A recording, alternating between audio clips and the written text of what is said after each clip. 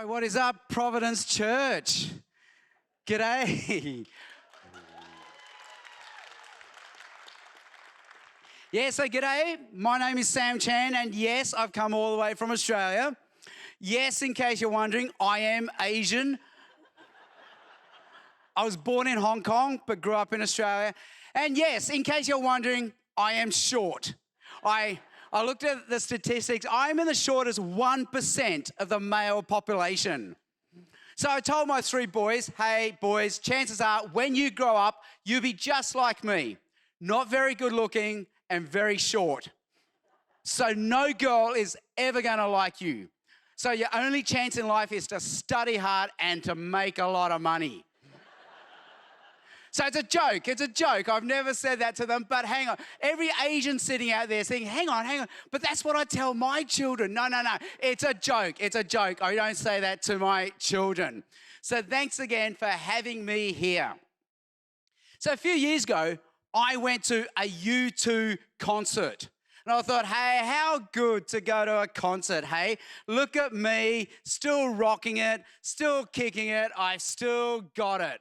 But then halfway through the U2 concert, I looked around and I thought, hang on, everyone around here is really old. They don't have hair on the top of their heads. They've got the dad bod. There are no young people here. This is not what young people listen to.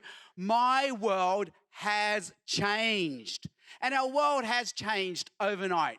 Every year, less and less people say they're Christians. Every year, less and less people go to church. Our world has changed. We're now post-churched, post-reach, post-Christian. And that just means whatever used to work in evangelism 20 years ago is not going to work so well now. So our question today isn't even how, but why. Why should I talk about Jesus in this post-Christian world? And to answer that, we're going to look at 2 Timothy. So once again, I've come all the way from Australia, but I understand in this church, we're going through a series through the books of Timothy, and we're coming to the second last study on Timothy, and today we're coming to 2 Timothy 4. And I'm going to look at 2 Timothy 4, so if you've got that, keep that open in front of you, and I'm going to suggest at least 3 reasons why I should talk about Jesus in this post-Christian world. So reason number 1 from the book of 2 Timothy chapter 4 is this. Reason number 1, why should I talk about Jesus in this post-Christian world? Reason number 1, because it's out of season. Why should I talk about Jesus in this post-Christian world? Because it's out of season. Let's look at what Paul says. Verse 2, Paul says, preach the word. Be ready in season and out of season. Reprove, rebuke, and exhort with complete patience and teaching. For the time is coming when people will not endure sound teaching, but they'll have itching ears. They will accumulate for themselves teachers to suit their own passions. And they will turn away from listening to the truth, and they're going to wander off into myths. Paul says in 2 Timothy 4, the famous command, preach the word. And when we hear that, often we think, okay, this is for a professional, trained Christian minister, maybe to stand on a pulpit in a church setting, open the Bible, and to preach the word. And yes, it's that, but it's actually so much more. In the book of Timothy, if you've been paying attention, Paul often talks about this tradition that's been handed down to him, which he's now handing down to Timothy, which Timothy himself has to hand on to others. So Paul calls it the word. The tradition, it's a gospel, it's a good news of Jesus. We need to pass this on. We've been given a ministry of evangelism. We need to pass this news on. And so for most of us sitting here today, that just means as non-professional, non-trained Christians, it's how can I talk about Jesus to friends and family that I see every day in the street, at work, and at school. And Paul says, you know what? In season. There was a time when this was in season, but now we come to a time when this will be out of season. And that's why we preach the word. Once again, I've come from Sydney, Australia. I love Australia because compared to here in the USA, everything is inside out, upside down. See, I come to you from the southern hemisphere. You're on the northern hemisphere. In Australia, we drive on the left-hand side of the road. Our steering wheel is on the right-hand side of the car. In Australia, right now, we are moving into summer, but you guys are coming out of summer. So your question to me now is this, but how do you celebrate Christmas? Well, we still celebrate it in December. So yes, we have the trees, we have the snowman, and yes, we have Santa. But you're looking at it, I think that's so wrong. It's so out of season. And yes, that's what it's like to talk about Jesus right now. It just feels wrong. It feels out of season. Because once again, every year the statistics, the surveys keep coming. Every year, less and less people identify as Christians. Every year, less and less people go to church. This is Ryan Burge. He's put out a book called The Nones, Nones, as in the nothings. He's found that, okay, there's a group called the Nones. They don't call themselves atheists. They don't call themselves Christians. They're just the nuns. They're not quite sure what to believe. 1975, it was 5% in America. Now it's 25% of America would call themselves the nuns. This book just came out 2 months ago, The Great De-Churching by Jim Davis, Mike Graham. Mike Graham was associated with Providence Church for a long time. And this has touched the nerve. This book came out only 2 months ago, and it's into its third reprinting. Just like 100 years ago, there was the Great Awakening. Now we've moved into the Great De-Churching. In the last few years, 40 million people in the USA have de-churched. They used to go to church. Now they don't go to church anymore. And so to talk about Jesus in this season just feels out of season. But Paul says we preach it not despite it being out of season, but because it's out of season. Yes, we might feel like the odd one out. We might feel like the outsider. Maybe we're the foreigner. But that's how God has always worked in the Bible. This is Joseph in Egypt. This is Daniel and his 3 friends in Babylon. This is Queen Esther in Persia. We're meant to be on the outside. We're meant to be the excluded ones. We're meant to be the foreigners. And Mark Sayers, who's a pastor, blogger, writer, author, expert on everything, he's a pastor in Melbourne, Australia. He is saying, you know what? This is our moment. It's not so much we're post-Christian, we're actually post-secular. Because secularism thought it had the answers. Secularism said, you know what, all we need is good government, good science, good education, and our world will bit by bit get better and better. But then we've just had a pandemic, and we still have wars going on. So now realize, good government, good science, good education, good as they may be, aren't enough. We need something more. So Mark Sayers says, you know what, it's like the tide of secularism has gone so far out, the sheer weight of the gospel is going to come rushing back in. This is our moment. What seems to be a threat to the gospel is an opportunity for the gospel.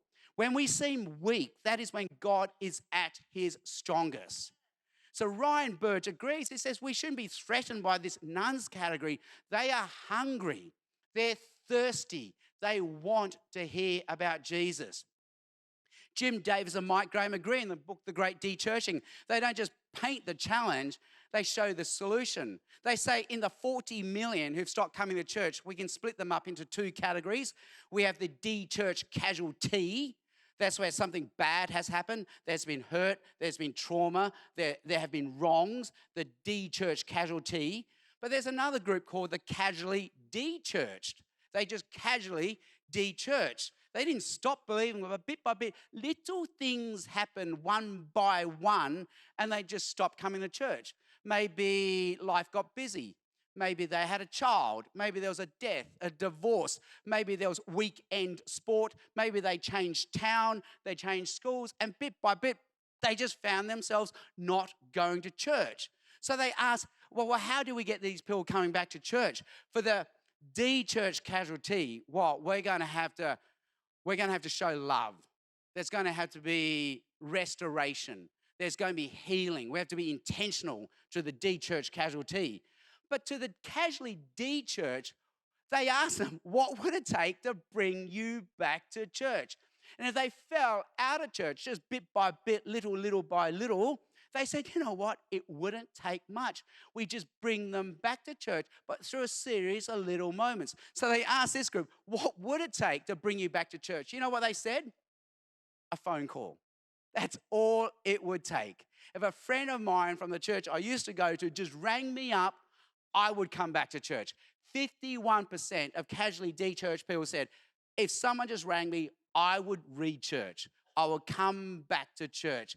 We preach the word in season and also out of season. The second reason why we preach the word, why we tell our friends about Jesus is this. It's who we are. I'm sorry, it's just what we do because it's who we are. It's our life. It's how we're wired. This is how Paul explains it. Verse 6. For I am already being poured out as a drink offering, and the time of my departure has come. I have fought the good fight. I've finished the race, and I've kept the faith. Paul, why do you tell people about Jesus? He says, because it's who I am. It's my life. I gave it everything. Now, men love to cook a barbecue. They love to grill. Why? Because there's fire. Men love danger. So women, if you tell your guy that doing the laundry is dangerous, he will do the laundry. So men love the barbecue, men love the fire, the smoke, and no one does fire better than the Japanese. Like when they do a barbecue, they pour stuff on to make it smoke more. And Paul says, that's what my life has been like. I've been the drink offering. I'm that little bit that you pour on top of the hot plate and it's gone. It's all gone. There's nothing left. He says, that's my life. I gave it everything. You pour me in a hot plate, there's nothing left. I gave it everything. It was my life. And in sports, we call that putting it all out there, leaving it all on the playing field. And so Paul says, okay, you want a sporting analogy? I'll give you a sporting analogy. It's this. I fought the good fight. I finished the race. I kept the faith. It was all of me. It was how I was wired. My whole life was intentional and unintentionally telling people about Jesus. It's basically what fitness and health should be like. But we compartmentalize fitness and health. Every year we say, this year I'm going to get fit, this year. So we sign up to the gym, we jump on a running machine, but we still drive the car to the gym and we look for the closest parking spot so we don't have to walk to the gym. We lift weights, we lift heavy things, but we still use that garage door opener so we don't have to lift anything too heavy. We jump on an artificial stair machine, but we still take the escalator so we don't have to take the stairs, right? So fitness is this small segment of our life, and really our whole life needs to be fitness and health. And evangelism is the same. We think, telling people about Jesus is just going to be a small part of my life, a little 5 minutes here and there, once a week. And it's something the church does. It's an event we just put on the calendar, but it's instead our whole life has to become evangelistic. It's something we do intentionally and unintentionally. But at this moment, you're saying, oh, come on, that's easy for you to say. But how do I do this? We're post-Christendom. Like, how does this actually happen? For me to tell you, hey, you need to tell your friends and family about Jesus. That's like me yelling at a drowning man, swim. Like the drowning person saying, I would if I could. The reason I'm drowning is I can't. And me telling you, hey, you should tell friends and family about Jesus. Well, that's how it feels to you right now. Look, I would if I could. You had me at hello, but how do I do this? Well, what are some simple, easy ways we can do this? Well, first thing, come along tonight, because there's a seminar where I share some easy, practical ways that my wife and I have been telling our friends and family about Jesus on our street, at work, and at school. And to make it easy for you, it's been all summarized in this book, How to Talk About Jesus Without Being That Guy by me. I know you're not allowed to blow your own trumpet, but hey, it's done very well in Australia, done very well in the UK, starting to do well in the USA, won some award with Outreach Magazine, How to Talk About Jesus Without Being That Guy, full of tips that have worked for my wife and me, tips I'll share with you tonight as well. But here's a quick summary of some of the tips that I want to talk about. First thing we can do is, well, how about we merge our universes of friends? Typically as Christians, we have two separate universes of friends, one with our Christian friends, one with our non-believing friends, and we keep the two separate. How about we merge our universes so we're not the only Christian bozo in the life of our non-believing friends, but they have other Christian bozos who believe the same thing, and suddenly they find belonging, tribe, and they'll bit by bit say, you know what, this is way more believable because heaps of my friends also believe the same thing that this one other bozo believes. Now, many of my bozo friends also believe the same thing. We can also go to their things, go to their birthday parties, go to their fundraisers, go to their concert nights. And by going to their things, by taking an interest in their life, they will take an interest in our life and start coming to our things. We can also practice hospitality. And it doesn't have to be fancy. It could be just take-out pizza. Could just be coffee. But food and drink provides a space and permission for people to talk, to share, to become vulnerable, because it's a safe area to talk and have good conversation. We also can try to become the unofficial de facto chaplain in our friend's life. So someone that, again, they can share with. And we do that by showing genuine curiosity in their life, by loving them, by listening to understand, being the calm, non-anxious presence in their life, offering to pray for them. In other words, all we're trying to do is just be Jesus to our friends. Love them and just be Jesus. Every day when I drive my boys to school, our prayer goes like this: Dear God, today let me be Jesus to those around me. Love them like Jesus. Bring the mercy, goodness, and peace of Jesus. And opportunities to talk about Jesus will come up. So we become intentional, and then unintentionally, opportunities will arise. Third reason why we should talk about Jesus in a post-Christian world is this: because Jesus is King. That's why we talk about him. Paul puts it this way, verse 1. He says, hey, Timothy, I charge you in the presence of God and of Christ Jesus, which means King, who is to judge the living and the dead because he's King, and by his appearing and his kingdom because he's King. It's because he's King we talk about Jesus. Fast forward to verse 8. Henceforth there is laid up for me the crown of righteousness, which the Lord, the righteous judge, so King Jesus, will award to me on that day, and not only to me, but also to all who have loved his appearing. Why do we talk about Jesus? Because he's King. That's why we talk about Jesus.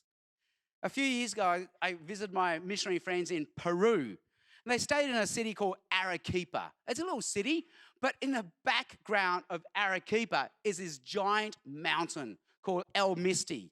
It's almost 20,000 feet tall. That means every day when you live in Arequipa, you're aware that there's a mountain just back there. It's a big mountain, and you live in its shadow. And your destiny is its destiny. It's a live, living, active volcano. If it has a good day, you have a good day. If it has a bad day, you're going to have a very bad day. And it's going to be here long after you and I are gone. So why do we talk about Jesus? Because Jesus is King. We live in his shadow. His destiny is our destiny. And he will be here long after you and I are gone. And that means kings will come and go. Presidents will come and go. Even nations will come and go. But only Jesus is here forever. But more than that, only Jesus can make a difference. Only Jesus can change this world. And only Jesus can save this world. That's why he came into this world, because his name is Jesus, the Lord saves. Our number one need is not to be richer. It's not to own more things. It's not to live longer, but it's to be saved by Jesus. And Paul says that's why we preach the word.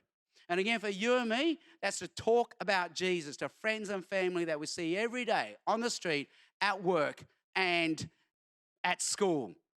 But again, you think, well, what do I talk about? What's there to talk about? Like, what's the message of Jesus? Well, there are many ways we can talk about Jesus. The Bible has many ways, but I learned this easy to remember way. And I learned it from Tim Keller, and Tim Keller learned it from someone else. So it's not original to me, not original with Tim Keller. And it simply goes like this. When you meet your friend, you won't be able to say it all at once. But you're trying to say, if they ever ask you, what do you believe as a Christian? Like, really, what do you believe? I believe that Jesus came to me in a manger. I believe that he also died on a cross. And I believe that he is king. He will come again as king. Manger, cross, king. And from that, you riff on what you can say about Jesus. Came to us on a manger, cross, and he's king. But at the same time, I'm a nerd, and my nerd radar is firing. My nerd senses are tingling. This is a room full of nerds. I can sense it. Like, the nerd game is very strong here. You know, think, I don't want these little Mickey Mouse Sunday school words. Give me some meaty, beefy words, all right? Okay, so if you went to a seminary and you were writing a PhD paper, these are the words you use. We're actually talking about the incarnation.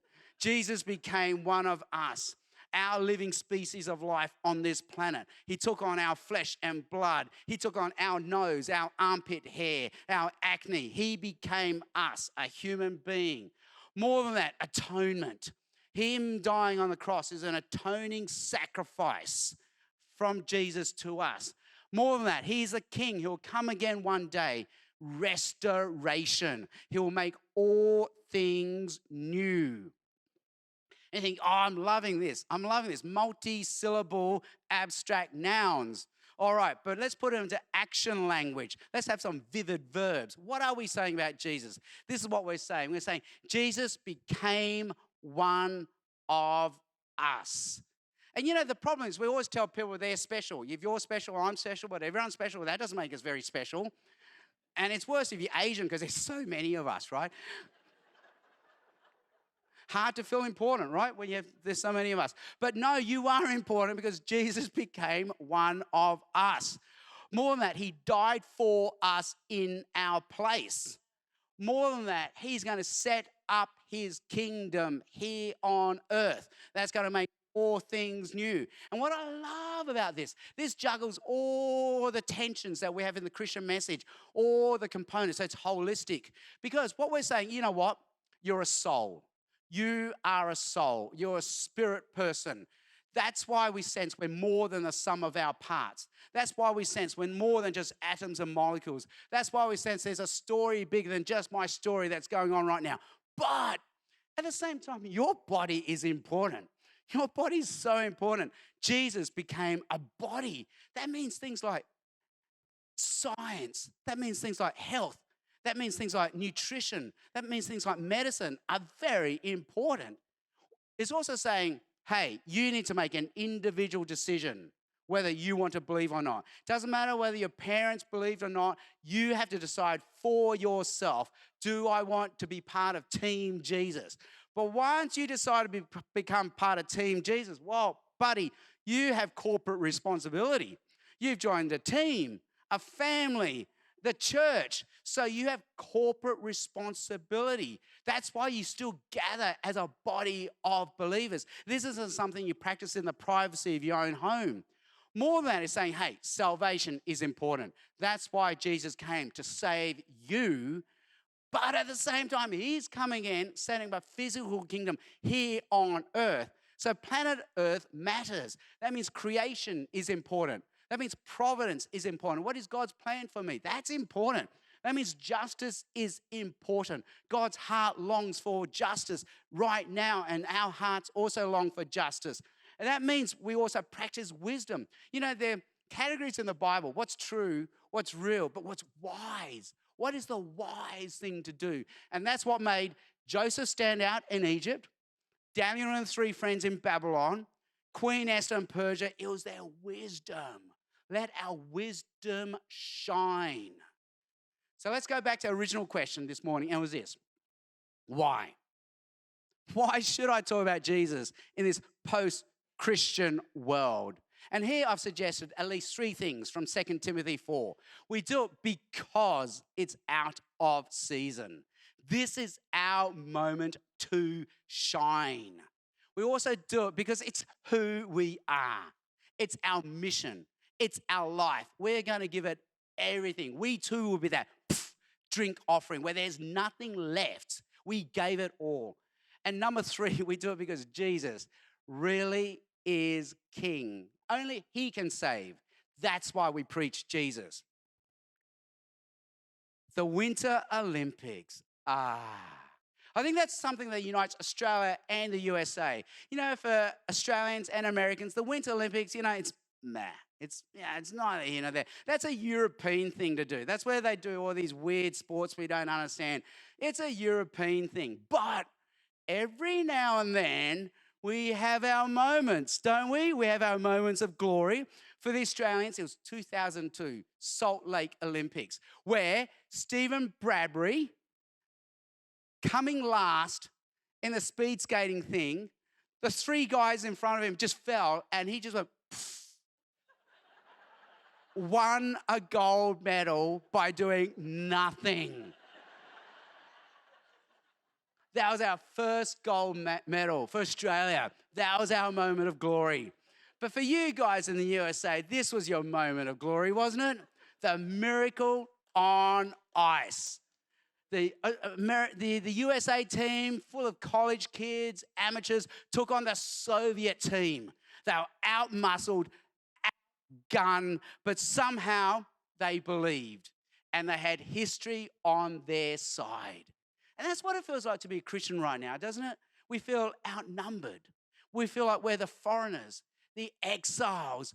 But, we believe because we know we've got history on our side. And that's why we talk about Jesus, because it's out of season, because it's who we are, and because Jesus really is King. Let's pray. Oh God, our Heavenly Father, we thank you for this tradition that you passed on to Paul, this tradition that Paul passes on to Timothy, and this tradition that you pass on to us today, that we are to preach your word, to proclaim the gospel, to bring good news, to talk Jesus to our friends and family. Why do we do this? Because only Jesus can make a difference. Only Jesus can change this world. Only Jesus can save. And that's why we ask you today to pour your Spirit out onto us so that we can be a blessing to those around us, because precisely your message is out of season. But that's why they need to hear it so more, because it's who we are. It's our ministry. It's our mission. And because we know only Jesus is King. And so it's in his name now that we sing, and in his name now that we give you this prayer. Amen.